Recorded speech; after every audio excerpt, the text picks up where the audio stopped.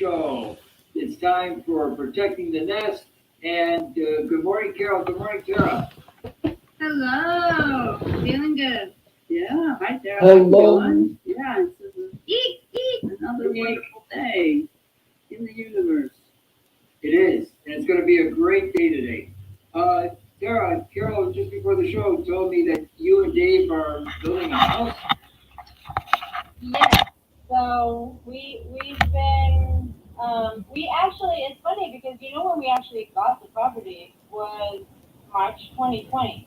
So when I met you, Carol, That's why I remember you talking about it. yeah. So it's been every year where we think that we're gonna build, and every year we do get closer. I thought this year was the year, but we had to. Now we're switching to a different project, which is blocking the foreclosure. So basically, let's just say I have my eyesight set on real estate. I think real estate is a good, people, land in general. I was named after Gone with the Wind, and it was all about the land, which was Tara. So that's kind of my corner. We have the land, and which is the best part actually. Well, this is an aside, but you're not only named after Gone with the Wind. I lived in Ireland in a little town called Tara, and that's where the ancient kings of Ireland are from. And there's a big megalith. It goes back 7,000 years, maybe 5. That one, I think 7. Yeah, and it's incredible. It's a technological, or at least that they were aware of a lot of things we're just learning about. So it's really interesting. There's a big history there, and it's in Yeah, well, you know what? I like the hill at Tara. Is that what it's called? The hill Yeah. at Tara. Yeah, right. I haven't been, but I would love to go. And I know you have Irish roots, so were you visiting like family stuff or just checking it out? No, we ended up living and working there, my husband and I, for a couple of winters. And so we were playing Irish music and working. So anyway, that's just kind of beautiful. I love that. So I can tell you all about that megalith that is called Newgrange, actually the one in Tara where the ancient kings were. And it's like Stonehenge, only it's underground. And the sun comes in and on the when on the solstice, and it's very cool. It's even cooler than that. I'll tell you more about it later. Oh yeah, I think I remember last year like reading that somebody like a group had gone there to do something, and I was like, oh, I feel special. No, but I would love to go there. That's so beautiful. Yeah. Well, but Susan Osprey Susan sent me a couple weeks ago a really cool link to a bunch of stuff that I think will be really great information for you, Tara, building a house, because it is the story of this woman whose name, oh no, now the dog is barking. We like the dogs. Yeah. We like all the animals. They're invited. Anyway, she's an architect. Her name is Paula Baker Laporte. And she was an architect that was getting really sick, and she didn't know why she was getting sick. She was just, her health was failing, and she did some hunting around and realized, or some investigation, realized that formaldehyde, which was in the house that she architected and built, was making her sick. It was a newer house that she was living in at the time. So she went to a doctor, and the doctor was trying to help her, and then the doctor got sick too, started to get sicker and sicker and sicker, and was having environmental problems as well. So she asked Paula to help her design a house that wouldn't have those factors in it. And so the two of them kind of teamed up and worked on how to build a new healthy house, what to look for if you're buying an older house, and how to remediate issues that you might have that in a place that you wanted to stay. It isn't too bad. So, is I this? love it. Yeah, this is this is her from her. I guess you just searched for her, but yeah, she does workshops. But the book is kind of like an encyclopedia. It's all kinds of you don't have to read it from cover to cover. You can just look up what your issues are or get an overview of EMFs or mold issues. But she did a wonderful interview with Dr. Mercola, and so we can maybe watch a little clip of that and get a little bit of her story. And then I watched the whole video is pretty long. It's about 48 minutes. So we got a couple clips, and then I got just kind of the quick overview. Oh, hi, Amber. There you are. Hey, how's Amber. everybody? Good. Right. Hey, Amber. Hey. We were just talking about Tara's new project. Ooh, welcome here. New since March 2020. Yeah, Amber's heard about it already, but not the recent detail. But Okay. Carol she's promoting this woman's book.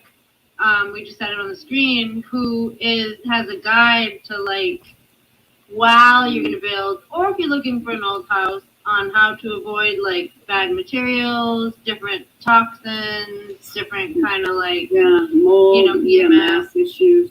Yeah, Osprey Susan sent me the link because she's got health issues and has had to deal with a lot of this. Yeah, stuff. Amy CFS, is that what it is? That's what she has, yeah. But this is about EMF, how to deal with that, how to deal with mold issues, how to recognize a house that is going to need problems if you're buying one, or what to do. Yeah. Anyway, I think it's a good eco nest. I like the name; it fits really well with what Yeah. we're doing. Protecting the nest with it. Yeah, Getting an eco nest for our nest. yeah, right. So Yeah, and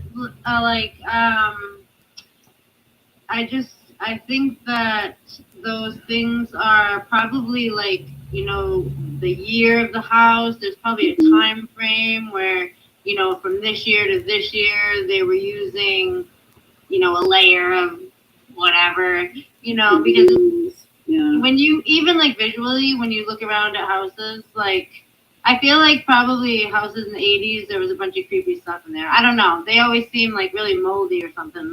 Maybe that's just me. No, I think you're right. They were using all sorts of stuff. That was highly Mothballs. toxic. Yeah. Lots of mothballs everywhere. It just got moldy. The glues and the formaldehyde they were using. It didn't really even have a lot of fans in the bathrooms, remember? Mm-hmm.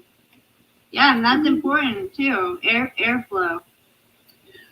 But it's also one of the things she talked about was that the actual codes that have you have the vapor barrier and make this really tight house causes mold because there's a lot of moisture when you're cooking. There's all sorts of stuff. Even if you have a fan, taking showers, it can make things worse. So our codes aren't really meant for health. They're meant. Yeah, that's Maybe there's a some chemical. We were told if you live on a concrete slab, or if you have even a crawl space, there's a chemical that comes out of the soil that if it gets into your house, it's a problem. It's called radon. Yeah, but you either get radon or you get mold, because if you use the barrier, then you have to worry about moisture anyway. So that's, I think the age-old tell, have screens on your window and open your windows and put a fan that sucks the heat out but recircles the air in your house. I mean, you want fresh air, but then you want fresh air in your city. you want to. That was some of her tips, was how to build with natural materials that breathe. But then if you build with all wood and you don't keep your roof in good shape, you have other problems. Right. The house uptake. Okay. Oh. All right, how come it's not playing? Aspect of health that's frequently not addressed is the space that you're living in, because there's so many issues that can go wrong with it. Some of those common ones are the amount for electromagnetic fields and mold contamination. So ideally, it's best to integrate these issues when you're building a house, but for many of us, that's just not possible because we're not building a house, we're buying a house that's already been built. So what can we do to correct that? So I've got an interview today with one of the leading consultants in this space as to how to, is a prescription for building a healthy house. So, and she's written one of the most extensive books on the subject, which is the prescription for a healthy house. So you're going to really enjoy this because there's lots of pearls. Living in a home that was far from ideal. It was new. There was a lot of formaldehyde in it, and I didn't know what was happening to my health. I just knew it was going downhill. I started to get pneumonia, and then double pneumonia, then pleurisy pneumonia. And every year, my doctor, who was trying to help me, and I was designing a house for her, she was getting progressively ill. And that's when she discovered multiple chemical sensitivities. Once she found out the cause of her ill health, she called me up one day and said, I know what's wrong with you finally. It's wrong with me too. And we've got to do this house differently. And that was the start. Aswell blocks. It works like a concrete block, but it has insulation. It has insulation inserts. We can get formaldehyde-free inserts. It's made out of recycled wood chip that has been demineralized through a clay process and then made into a cement-based block. And so that handles moisture beautifully. If we're the architects, we'll only work with one of these alternative systems or one of the natural systems like adobe, rammed earth, like clay, hempcrete. Those are all available. The insanity that building for health is not the norm. Where we have such a high standard of living, you wonder why aren't people living this way instead of getting sick. Welcome everyone, Dr. Cole. I'm going to pause it there for a quick second. There are a lot of building materials and processes, both in residential and for small office buildings, that are used in Europe but are not used here in America. And I've often wondered why. Yeah, different like regulations or whatever. I meant that's such a good point to pause that too, because I feel So like that is a problem. I think you were ill to pass from multiple chemical sensitivity. Sorry, I was just gonna say a problem across the board with like this super high standard of living, except for that it doesn't, the idea of just being healthy in a very natural way, that's not considered enough in my opinion.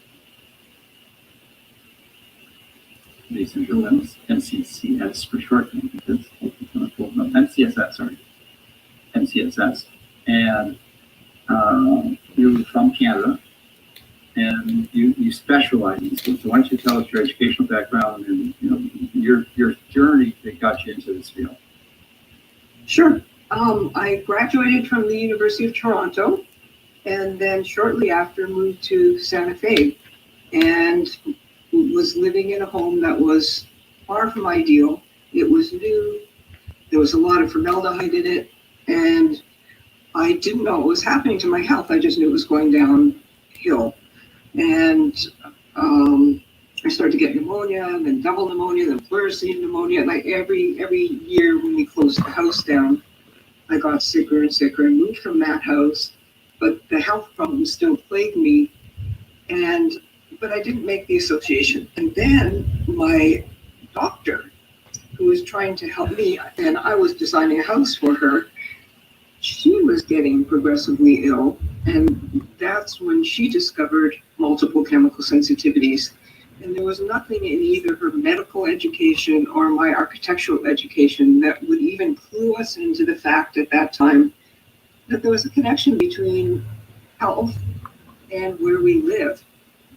And once she found out the cause of her ill health, which she was working in a clinic that pesticided, and she was getting the aldehydes from the sterilized equipment. Once in a while, when conditions were right, they would suck them into her office. So she was getting progressively unhealthy, and she called me up one day and said, I know what's wrong with you finally. It's wrong with me too, and we've got to do this house differently. And that was the start. That was in 1991 or 92, I guess. And we did her house with the best information we could find at the time. You know, no internet, and there was only really 2 books out there on how to build something that began to be healthy. And, you know, one was from John Bauer, who was a pioneer in the field, and that was the most comprehensive.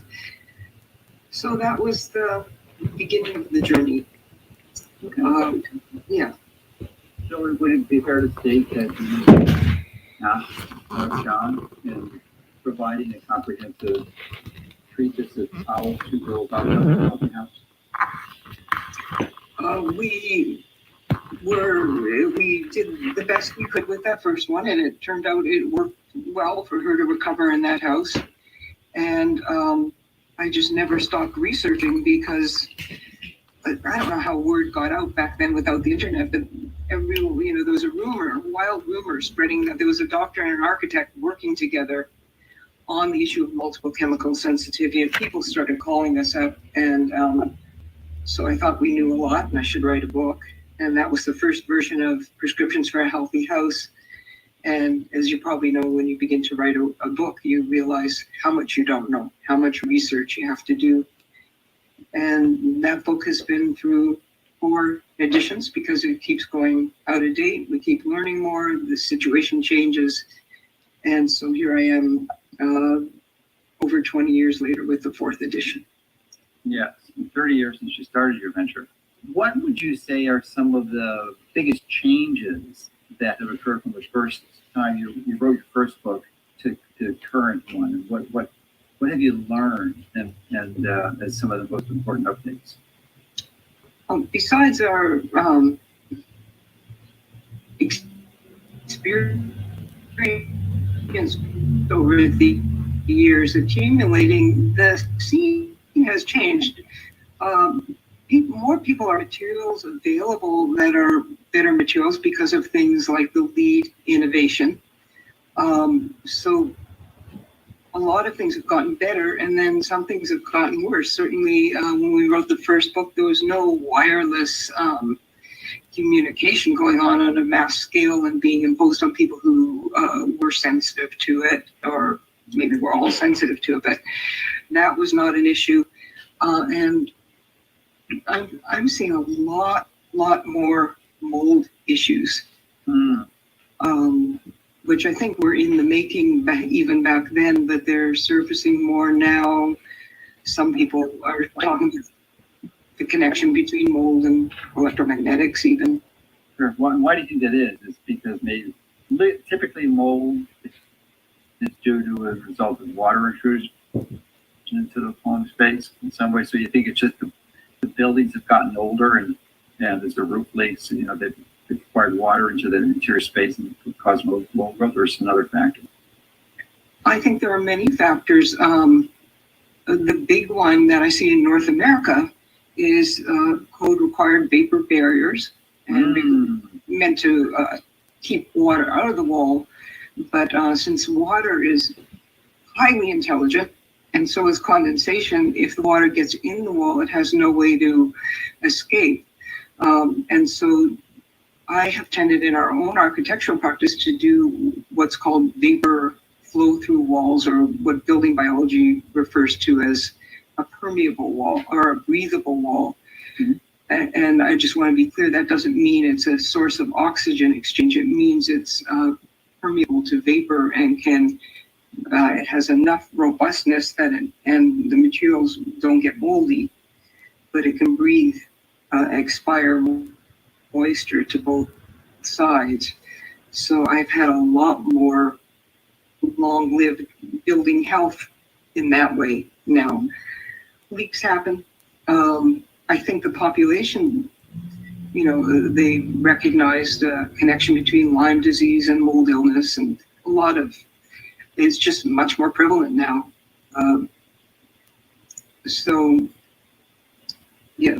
People who come to us for renovation purposes because they're ill, it's usually a combination of mold and some people highly electromagnetically sensitive. It used to be just people with multiple chemical sensitivities. So some good things are it's easier to build a safe chemical-free house, and it's harder with conventional construction as we do it in this country, and with the electromagnetic issues to get homes that are free of mold and electromagnetic issues. And those two topics aren't really addressed too much in the prevalent green point systems that are out there now, especially electromagnetics. The world is silent on that one, the world of health. And we see the extent of the mold issues for people far greater than what's, you would think would be front page on all architectural magazines, but it's not mentioned. I'm going to pause it there for a second. I think I've told all three of you about my friend Wendy Matthews, and she introduced me to Arthur Furstenberg, who said that all these problems in the house feed off of one another. Already our immune systems are compromised to one degree or another, and then we have these chemicals in the house that seep through the walls, and then the EMF that just makes it harder for your body to push out the toxins, and it's a vicious cycle. It keeps getting worse and worse. Well, I think that, it's probably tied up in chi, honestly, because it's like the flow of energy, it needs to flow, and it doesn't need like heavy or, it discombobulated cells or things to keep it back, toxins. So I think that it's like a continual mission for us to like tap into the vibrations and the elements, plants and just flow of oxygen and stuff like that, so that we can have what we do want besides what we don't want, and then pinpointing what we don't want, because just like any flow, you start to recognize, okay, maybe this part's not good, maybe this will help with like, we've talked about before, even just going out, like sitting down, bare feet or something. I would say technology has sold us a load of BS. What I mean by that is, it's helped in some manners, but what happens is we have so many things that we have to rely on technologically, and they also keep you off focus, and they cause a day that's typical of things you need to get done to be more complex, and it allows for medical tyranny, it allows for hiding of documentation, it allows for censorship, and then we're reliant on this very system that they control with what we see, what we can't see, what we can't say, rather than the day in which we would meet up at the church parking lot, or we'd meet up at the community center, or we'd meet up at somebody's house. Like that has gone by the wayside, and we're codependent on technology that actually leads to, a lot of magnetic issues in our body, leads to dysregulation, leads to imbalance, while we're thinking it's making life a lot easier. It's added components to our life that now we have to sort through, as well as navigate this new territory when thousands of years we put our feet to the ground, we walked to meet with people, and we handled those situations face to face, and we solved that problem. And now we just want to email it in, and even when letters started, it was like, I'll send a letter, that should fix it. When you have to send a letter, you have to show up, you have to have a meeting, then you have to show up at the major meeting. That's what it takes. And when people started having to work 40 plus hours a week, and then both people had to work in the home, and then you had to pay property tax, then you had to pay a tax on everything that was already taxed, and when you die it's taxed, and when you labor it's taxed. You essentially are living to hurry up and pay the tax that you've already paid, that you'll be taxed on again when you die. in order to have the technology that's supposed to be so much better for you, that's made your life complicated. So instead of the 10 things you have to do, take care of your house, your farm, and everything else, has become 30 because you have to check that email, you have to get back to that person, and they probably won't answer their phone, so they want to text instead of, an actual phone call in which you can decipher what's going on. So yeah, it's been so great. It's caused a lot of people to lose their jobs so that we have it automated. It's caused a lot of confusion, algorithms, separations of peoples, division, and overall not really good for our magnetic field and who we are as people, where we have to clean our system and kind of push away from that. So yeah, it's helped somewhat, but it's harmed as well. And I think that's what we have to get our mind around. It's worth noting that, of all the first world countries, the U.S. is the very sickest, and the most overweight and the most diabetes and the most chronic illnesses. And now our life expectancy is going down, the rate of births. There's lots of problems. And one thing I noticed traveling in Europe years ago, we met a German couple that were building a house. And they said that the regulations that they had to meet to build a house in Europe was that it had to last 300 years.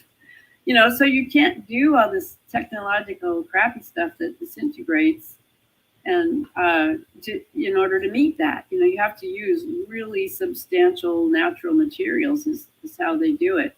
They couldn't use sheetrock. Which is a problem if you get moisture. But think of this. So I noticed there's always nails and screws in your tires. Tires bust, and then the tire company. You see a lot of busted windows. They don't really do anything about it. It makes money for the window companies. They don't want houses to last for 300 years because then they can't grow a lot of cut tree forest in order to have more wood in order to sell at Home Depot in order to build that other house that's made out of popsicle sticks. So you literally have this turnaround to have an industry in which there's so many other ways to have industry. Like we're wanting people to have slave labor to build and make our farms and our crops in order to have crappy food and shortcuts instead of actually having people do a barn raising and then actually have people do wonderful building, but not like try to sell it as everybody has to be a lawyer when there's not enough room for all the lawyers. Everybody has to be a doctor. There's not enough room. Everybody has to be a builder. No, there's parts of society and some towns in which it's good to know a trade, but it's also good to know just how to self-survival. And then for those who maybe don't want to do the metal work, they don't want to do the building, that's when your services are needed. I know it's very difficult because you don't want to go completely communal because it doesn't work in large areas and it doesn't work for people who aren't tribal in nature. So that becomes difficult, and then you're forcing something that's whatsoever. But you also don't want what we've got today, where we're dependent on getting a fruit or a veggie from 1,000 miles away. Like we've got a lot of issues here, and it's not one extreme or the other. We have to come here, fix, tweak it, make it better because there's a lot of loopholes, drags, problems in the system, and it's making this side say, no, we're going to double down and we're going to do it even bigger. And this side saying, let's throw it all away and let's just all become tribal woodland creatures. That's not how we can fix this. Here. I think you're right. It has to be more local and responsive to what's there, both in food and in building architectures and all kinds of things. I think part of the problem that we're seeing is all the lobbyists are who are making all of the rules. And it's not helping the people at all. It's going the opposite way. So there has to be a better pushback system moving forward. Yeah, it's like pushing back, but avoiding the pendulum swing. Because then you're part of the same problem because you go way too far and you end up hurting just as many people from the swing all the way over to the other side. So it's hard because for every action, there's an equal and opposite reaction. So it's literally natural for us to go, no, here. No, here. And so we got to fight that because knowing that is where all of our problems have begun since the beginning of time. Right. On the other hand, opposite reaction. Yeah. On the other hand, that's how we move forward. We shift to the right, we shift to the left, we swing our legs. So extreme. Forward. So many people get hurt. Yeah. You don't. Yeah. You have keep your weight in the middle. Yeah. That's motion. Yeah. I think it's more like you stand in the middle and you adjust. Instead of swinging and going like you're on a swing, you should stand in the middle of the teeter-totter and sway. Like the swaying like riding a bicycle. Yeah, find your momentum, and then it's just really exactly. You small balance. adjustments. Yeah. Exactly. And for in this particular situation, I think that anytime that there's a worrisome, fact or something to deal with, there's always a balance of like, well, we will just find good materials then for a lot of things, and it's not just houses, which is bingo super important, but it's like mattresses and even just like generally thinking of things like sourcing in materials, because it's like one of the tricks that they've done in whatever high fashion, this and that decorative stuff is just put like BS materials, Mhm. and it's like you can go to the beach or for a walk in the woods and get beautiful decorative materials, flowers, just things that in nature that are just such good vibrations for you.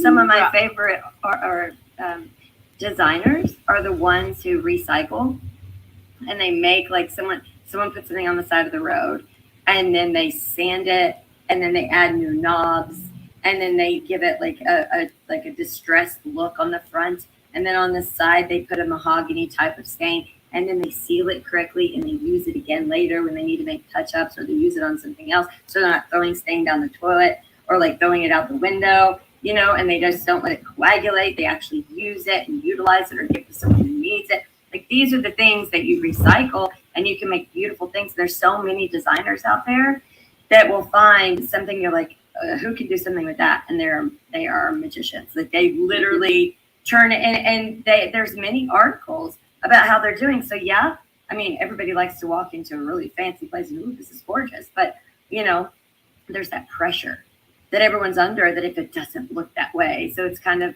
like we're in this peer pressure situation, whether it has to do with looks, aging, how tall you are, how much money you have, where you live, if your kids get to go to a good school, mediocre school, a bad school. Like, there's so many pressures as to what are you going to show the world, what you're worth, so that you can gain, to show that you're worth that gain.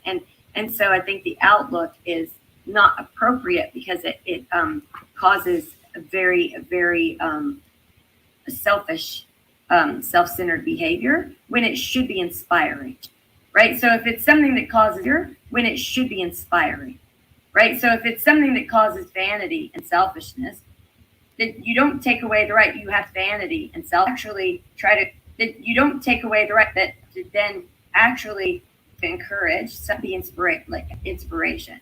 It's inspirational. It makes them want to be creative. Mm-hmm. And then that's what you want to do with like all of these things that we see, rather than pressure it like in a vain, I've got more than you have consumerism, but look what I did with what I have. Like, really honoring what you have and making it absolutely beautiful because you adore it so much. And beauty is in the eye of the beholder, but there's that pressure.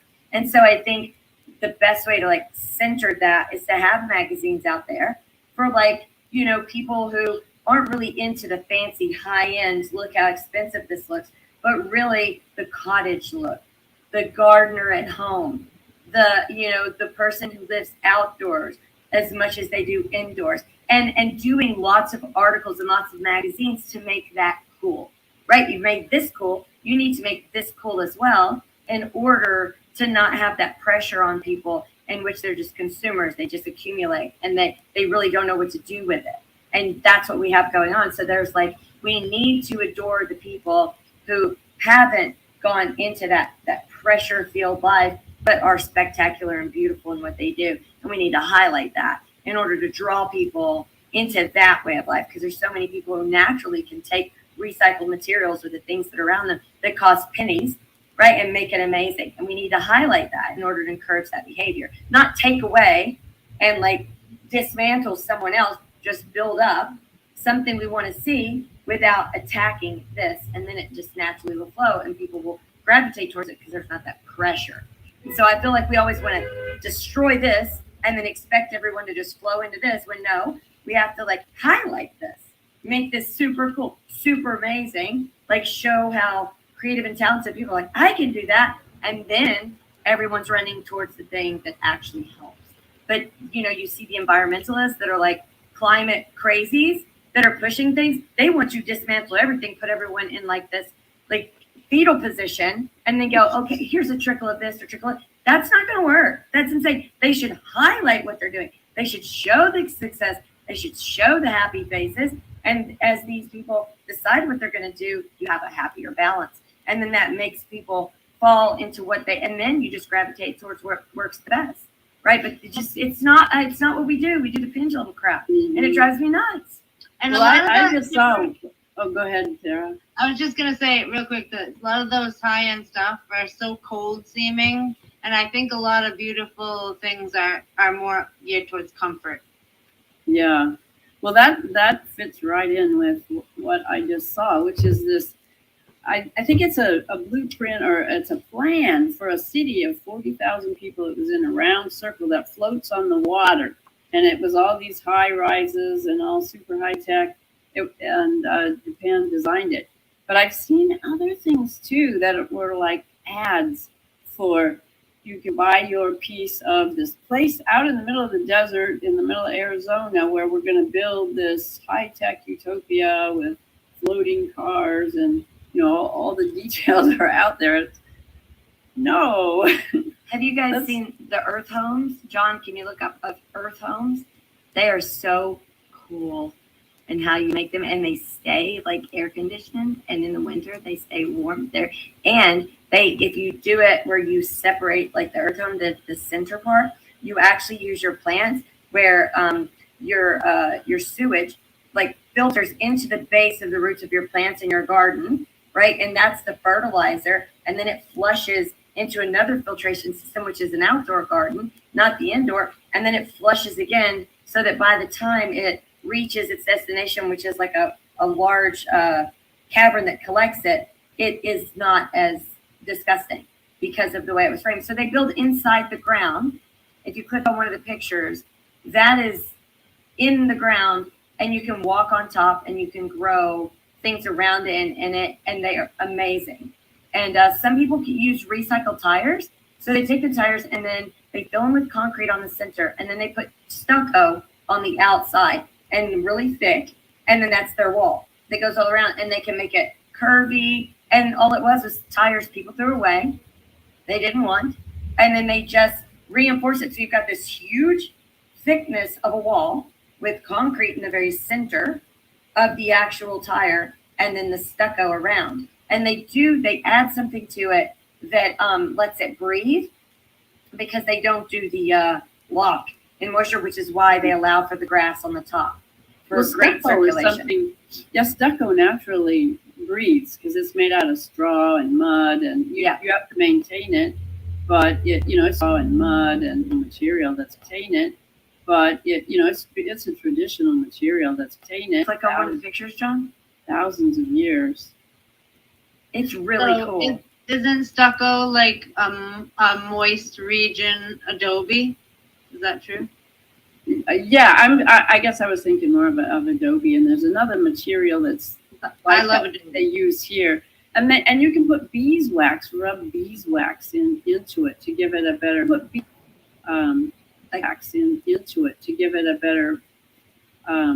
like sheen, where you can water off. Awesome. Sheen, there's so many different types, and so for people that they don't want the modern or contemporary, you can do so much with these. We considered doing that before we ended up doing our log cabin. And I mean, just the amazing, just on the inside, some of these places are amazing. Like what they've been able to do, and how they just reuse a lot of their materials. And because they did it this way, they were able to have a larger footprint than they would have if they just built a traditional home. So they could have their in-law come and move in with them, or their mother when she got older, or their father, or a family member that needed help, or when their kid wanted to go to college but didn't want to stay away. They had that other wing, and because it doesn't take up a lot of the land, it's very, very cool. What is the actual material there? I don't know. John just went to Buckhead Luxury Interiors. Oh, okay. So that's a different thing. Yeah, that's in Atlanta. Buckhead. Oh, that's Atlanta. Yeah. They're huge. Yeah. I've done tours in those. They're huge. Wow. Yeah, those are where it's already the insert. So you would actually So you plug insert that in the into the ground? Yeah, and some then people you are purchasing ground that. it. Yeah. But other That's people cool. do it naturally where they Mhm. will just make it with the recycled materials. Then you cover it with sod and whatever you want to cover it with. Some people grow moss or veggies or whatever they want to on top. Well, there were those dugout sod houses on the prairies. I mean, that's how people did it, you know, Look and how and cool. it does, insulates really well. Yeah, it does. There's a lot of people on YouTube that show how they built it. Mm-hmm. And you see like different stairs to different areas. Those are like rooms. So then they have the communal area and then they have it where it can join underneath. But also, if you have a family member or someone you're taking care of, they would be in an area where it's like a studio. And then you would have them around you a lot, but that's where they could sleep and have their privacy and feel independent. But it's not big enough for them to get hurt. Wow. Yeah, so many people are doing things like that when they get land. And then there's people that just will look for like the cheaper trailer to find to put on there, or will build like get a home kit. But there's all kinds of different ones. But I would say some people are using old buses, taking the windows out, putting stainless steel in the area of the window, putting areas at the top for sunlights at the roof part, and really redoing it and being able to take the top part and making 2 lofts at the end where they're like bedrooms and then ladders that go up, and a long area where in the center is the living room, and then there's a large bathroom at one end and a large kitchen at the other. And they're doing that with old buses. They're doing it with shipping containers where they can stack them and place them where you can have like 2 and then 1 at the top. So that would be 2 bedrooms and then and so it's super cheap. It's like $3,000 per shipping container, and then you just those kind of materials are probably easier to deal with than an old trailer. She was talking about in that film that trailers, to remediate a trailer, you're in the end you're spending twice so much. You know, so much. she said it's, you know, like a luxury apartment cost. Yeah, and they're made out of not so good material. No, too. they're not, and Really they're really bad hard material. to. You can't really clean them up without redoing. And do you know how much they charge to just get one taken down? It's like $4,000 to $5,000 just for someone to come and like move it and like dismantle it. Like and even the old ones in the country, Wow. they just say that like it's a pain. They have to undo it, then they have to stack it, and then they have to figure out what goes where because they can't just dump it somewhere. Mm-hmm. So it takes like a crew and machines. And so literally someone who couldn't really afford like a house and went with a trailer, if they're done with it and then they like the expense just to get rid of it is outrageous for somebody. Way more than they cost originally, I'm sure. Yeah, exactly. It didn't cost all that much. Exactly. That's horrific. Yeah. Yeah. Not a great investment. That's where the short-term investment is a bad deal, and making things that really last makes a lot more sense. Yeah. That's not where our culture is going. Yeah, it's part of the trick. Mm-hmm. Yeah. Yeah, just like here, take this pill. It'll cause you to have to take this pill, and then after you take this pill, you're gonna have to take this pill in order to stave off what happened with this pill. And then you're gonna have to buy this car, and after this amount of time, you're gonna have to get this because it's made out of plastic. Then you're gonna have to trade it in for this car. Now you're gonna be upside down with this car. I mean, it's really ridiculous what's going on here. But it keeps everyone employed, is what they say. Right, and everyone's sick. So we have a giant, big medical industry too. And then they say we gotta let illegal immigrants over because nobody, there's too many jobs and nobody wants to work them. Well, that's weird. Yeah, because they're sick. Yeah, exactly. Well, think about that jump, even in medicine, right? Somebody used to mix something up, and then pretty soon they're like, oh, just take this pill, whatever. And now, where I certainly don't accept it, and I know a lot of people won't, they're just like trying to normalize, like, just injecting stuff. Like, here, inject this vaccine, inject this vaccine. They're actually putting mRNA, and they already started an RSV vaccine for children. And they just They're putting passed it in all California. of them. They are, but they just like now it's already in. So it's in the COVID and in the RSV vaccine, and they're not telling parents. They're just giving it to the kids and acting like it's. How about for the regular MMR vaccine? They plan on doing It's all of it. Moving to that. It's all moving, but the one that's already passed and it's already being sent to pediatricians is the RSV. And our pediatrician said that they're going to be replacing all the egg-based vaccines with mRNA. So they've It's already not planned just this 2 years ago, 3 years vaccines. ago. Yeah, it's everything, like in skin creams that are prescription or even not prescription. If you read the directions, there's all kinds of, pegylated lipids and really poisonous stuff, including mRNA in eye drops, skin creams and stuff that you wouldn't imagine. It's just kind of going into everything. So There, Carol, it must already be in eye drops because then on a couple of the social media sites, the one that shall not be named, they people have been using some of these eye drops and then they get really bad eye infections within 2 or 3 weeks. Yeah, Mhm. and they have lots of issues, and they haven't pinpointed it because it doesn't say on the ingredients, but people have said that that's actually what's going on, that they're putting it in as many things as they possibly can. including food, including the air, and anyway, Well, they put it in our body. the eye drop- Shampoo. In the eye drops case, that's called Pseudomonas aeruginosa, and it's a really nasty bacteria. It's almost impossible to get rid of it. Is that People like are getting river it. blindness? Is it related to river? Can't relate. Yeah, I think 20% of the patients who get the Pseudomonas in their eye wind up going blind in at least one eye.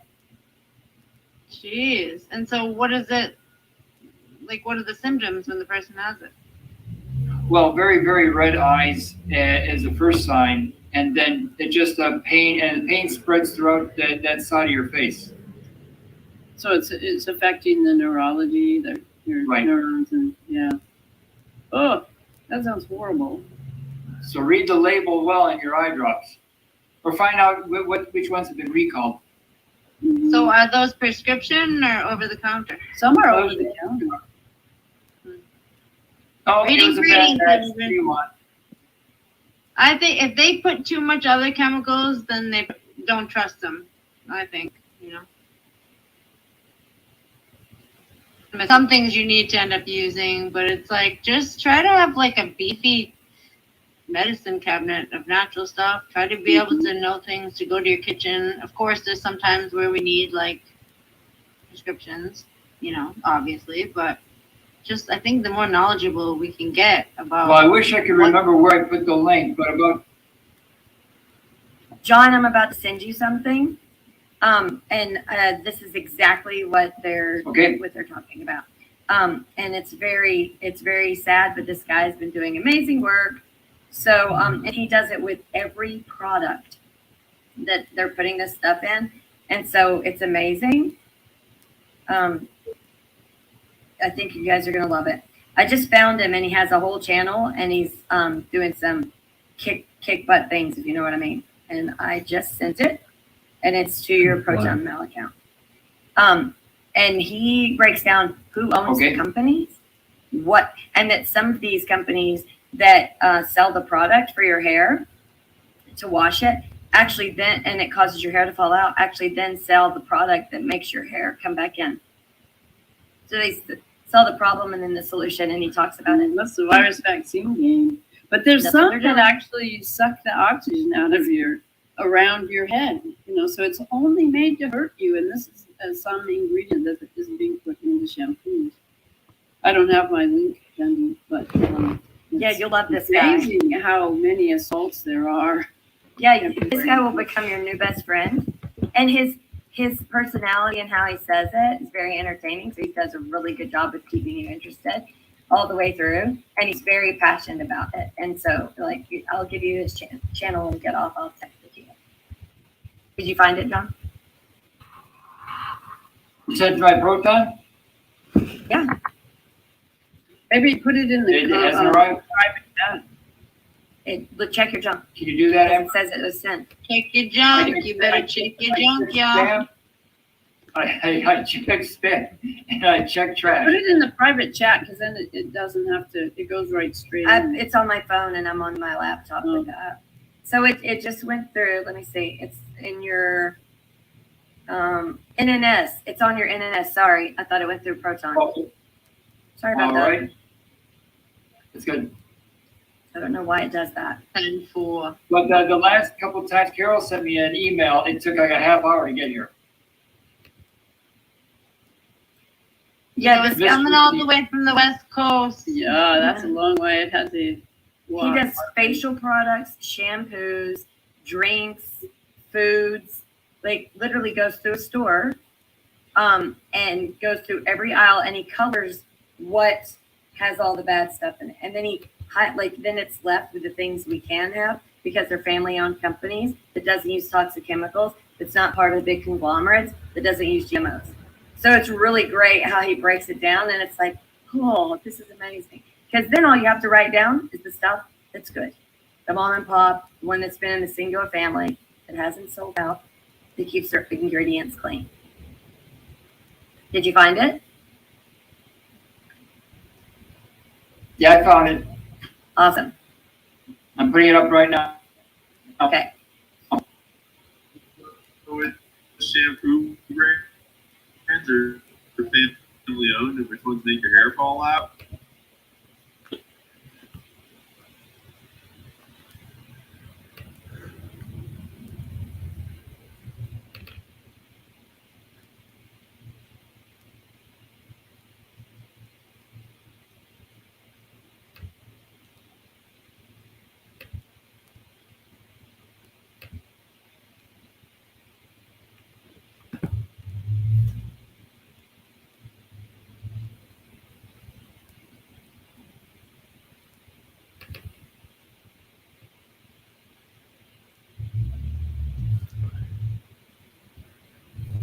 Welcome.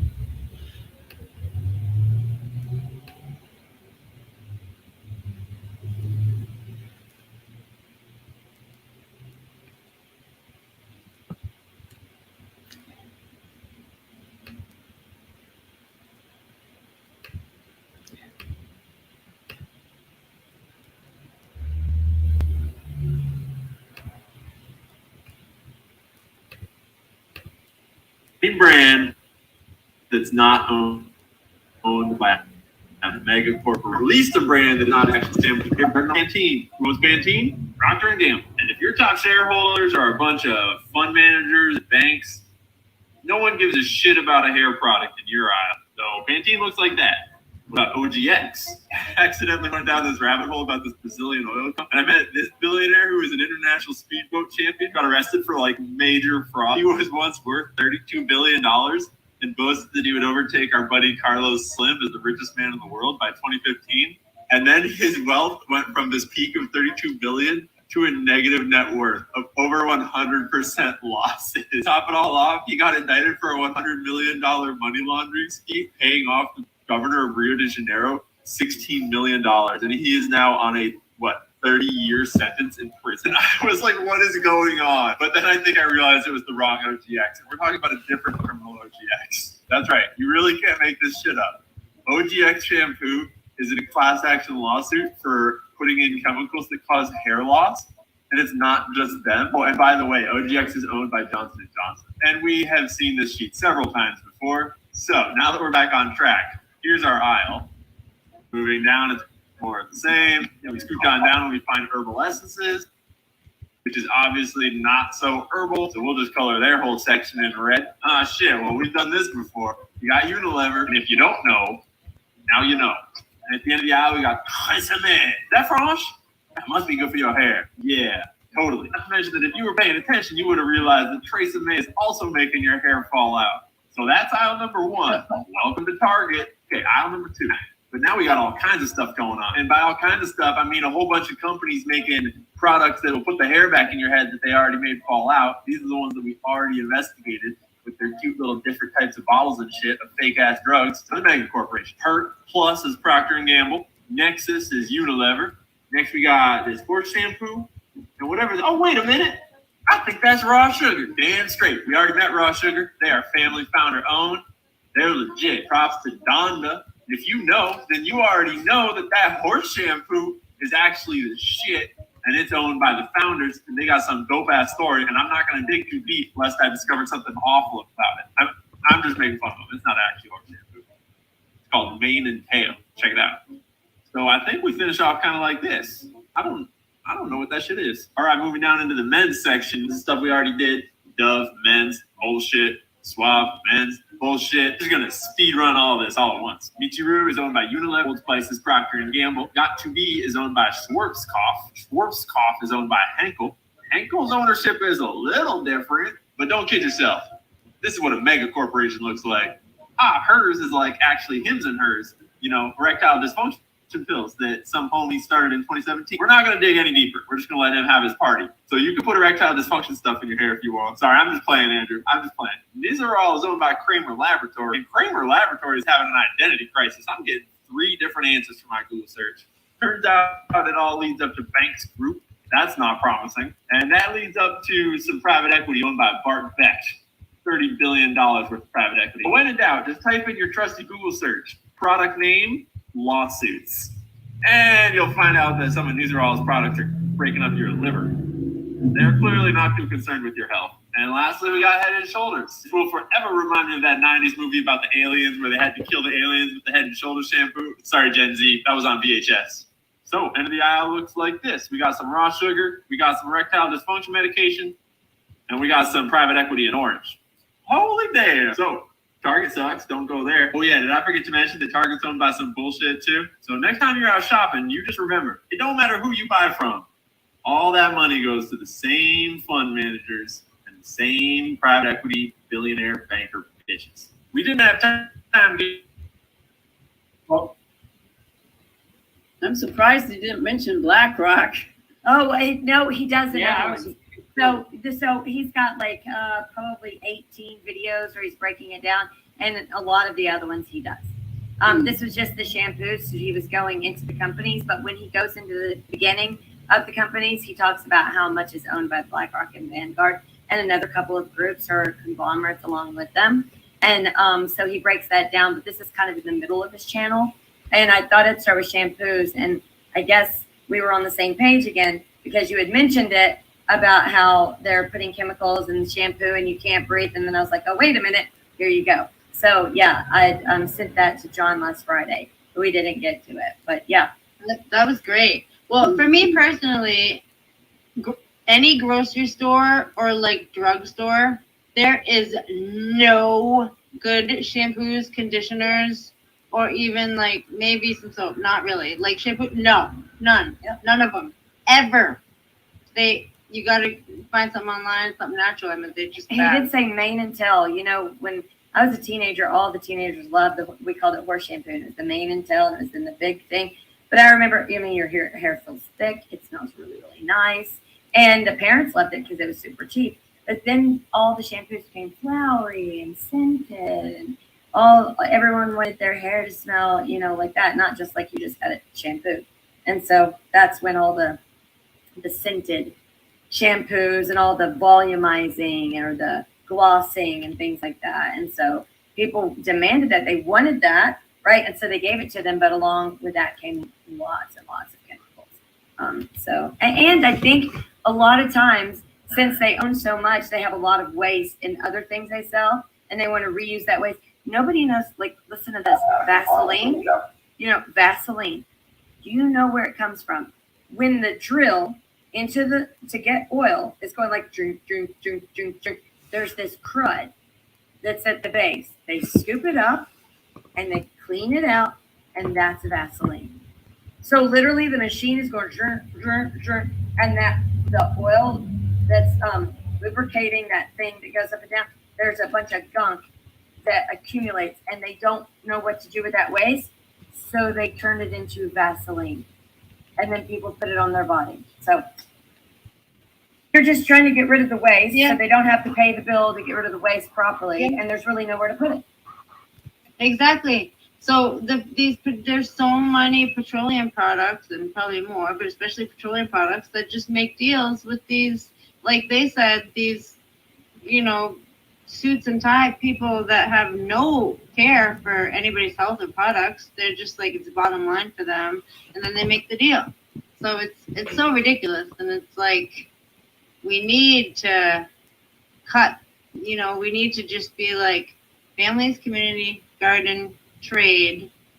Like, it was like that for so long. Like, I think I told you guys, like, when I went to Mexico in like 20 years ago, it was like there was so little amount of like products compared to here, like food products or like just things were not processed the way that they were here. And it seemed kind of amazing, but it's like now of how much we've learned, it's kind of like, oh yeah, I guess it's more normal to not have massive amounts of products. You know what I mean? reason I why mean, we want good products, but just not Procter and Gamble, you know? the reason why we're getting punished, I think, and we're the experiment of the world is because we rebelled against all of our countries. So it's like all the people came here that were mad at their country, and all the countries got together and say, we'll take these rebellious little brats and we'll test all our products out on them, and then we'll know what not to give the people who are loyal to our country. That's what it always feels like to me. And then, you know, our independent streak pops out, and then we start to fight back, and then they go, no, settle down, little baby. You're brand new. We still own you. That's what it always feels like. But one thing that I used to do when I would go to City Hall or, you know, and complain about what's going on, because they make you stay on topic about whatever's going on. My way of bringing up something like this would be, I don't want this particular bill to pass or this particular thing because we're going to be instructed to bend over and grab the Vaseline once again. And does anyone even understand where Vaseline comes from? And then I'd be able to insert something else so that then I could bring up something else and wouldn't get in trouble, so that then I could talk about two topics about how we were royally getting screwed. And I would end and say, see how we're royally getting screwed? It's not just royal Vaseline. It's actually the process of the whole thing. And then, you know, they would chuckle, but then I was able to bring in something else other than the topic at hand. But like, you know, it's just insane what we're dealing with. And since they troll us and do this, why not do it right back? In fact, they have respect for each other for doing it. So why wouldn't they respect us for sniping back and being witty at it? You know, hey, if you're going to play that game and you give each other high fives, where's my freaking high five, huh? Where's my high five? That is exactly how we win, Amber. That is it. We have to play. They want to play games. We have to play by their rules for now. And in the long term, change the rules. But for now, we have to play by those rules and do exactly what you just said. Well, they reward each other. They reward each other. Why not? It's like, stick it right back in their corner. Oh, thank you for handing me this, but I think this belongs to you. Oh, thanks, but my hands are full. Here you go. Well, I think the phase we're in now is tighten the noose. You know, they've got the stuff in place around the edges, and the new laws are being slid in. Then we use the Vaseline so it slips off, and they can't get us. Right. So we use their very product to keep it off of us. Well, Yeah, when we're we gonna use- shampoos. We also have to add, they're not just putting this junk in the shampoos to make money. They don't. It's not just to buy a bigger yacht. It's because they want you to have cancer. And I want to play that video from last week about the fertility, the cancer and the fertility issues that Amber clipped. This is a really good one. I think this is very important, and it kind of puts everything we've talked about today into one nutshell. It's sad.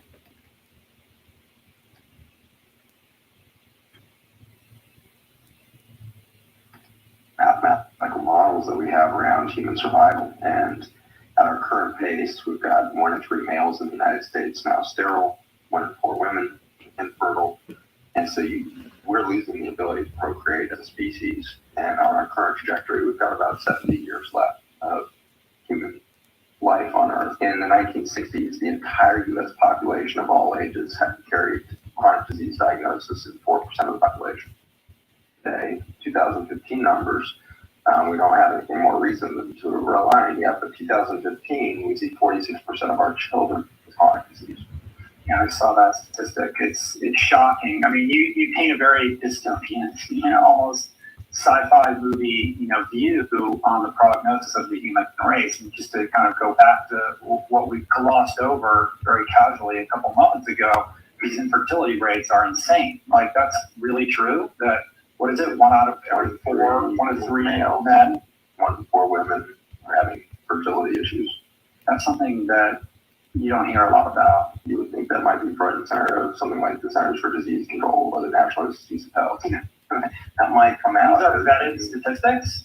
For sure, yeah. I mean, these are large studies that are screening problems. Like, and these are not even new statistics, like polycystic ovarian syndrome, which is the leading cause of infertility in women right now in the U.S. and other parts of the world. It's actually chemical toxicity and other things come into play.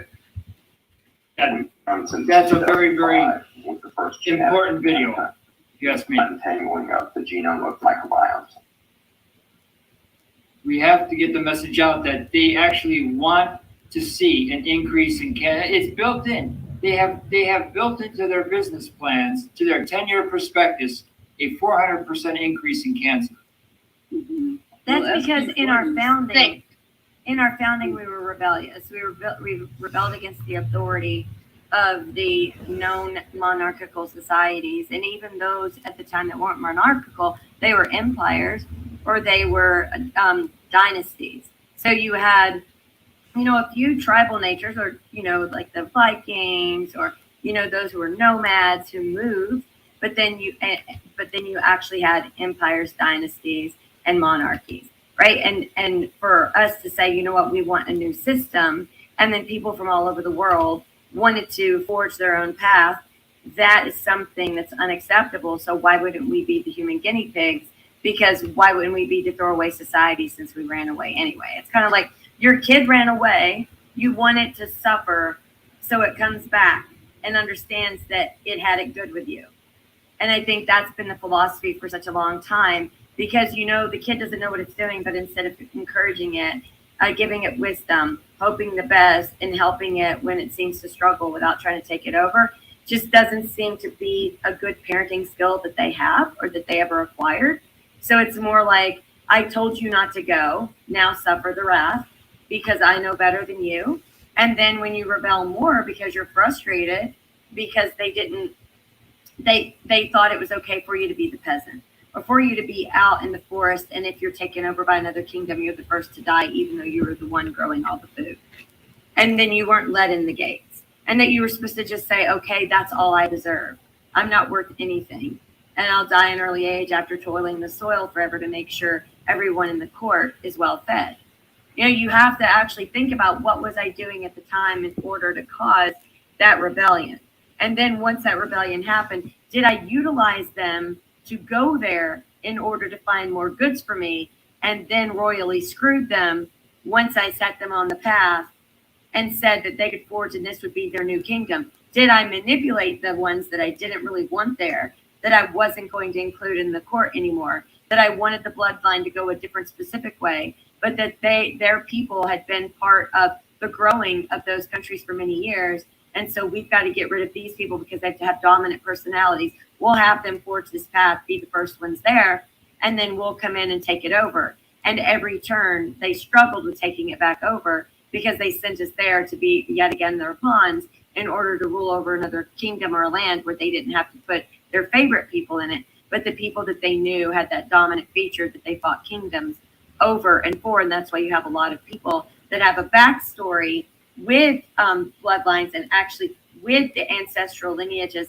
to monarchies, but you see splits and divides and wars, and those typical people ended up being sent to different countries. And that's why you have people from Australia that have very strong bloodlines to the crown, but they were sent there to forge a new path so that then later the same monarchy could have ownership of that place. Same with Canada, same here, same wherever. And this happens, like India does that to a few countries. Iran has done that to a few countries. Iraq definitely did that to a few countries. Israel's done that to a few countries.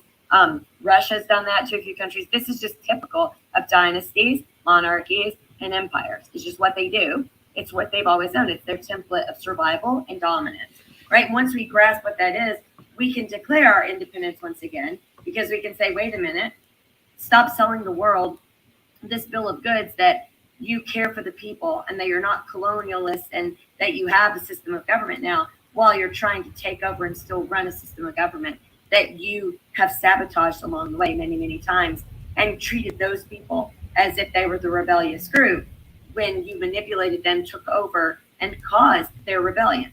It's like you caused the reaction of the very people that you want honor and loyalty from, except when you were supposed to show your loyalty back to them, there was none to be found, right? And that's the bigger issue that they don't see, And so they play a lot of games, and they give us shows like The Crown on Netflix, or they show us our ancestry, and we're supposed to be, oh, my great-great-great-great-grandfather was this, so I must be loyal. No.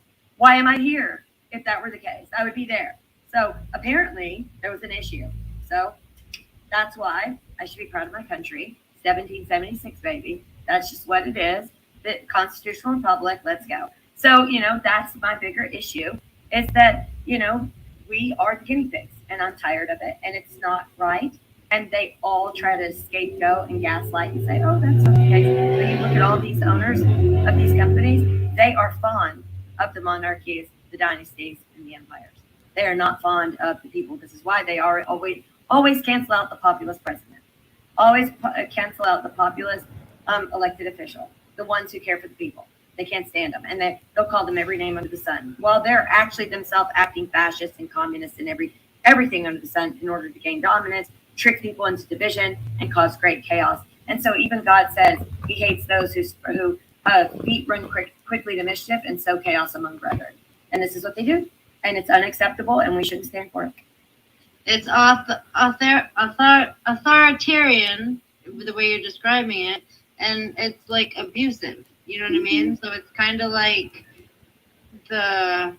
we're separate from entity from them now. We've combined for so long with the cultures and the people and the genes, and that we're already here. So we're lucky in that way. But it's kind of like in many situations, like the company, like an abusive parent.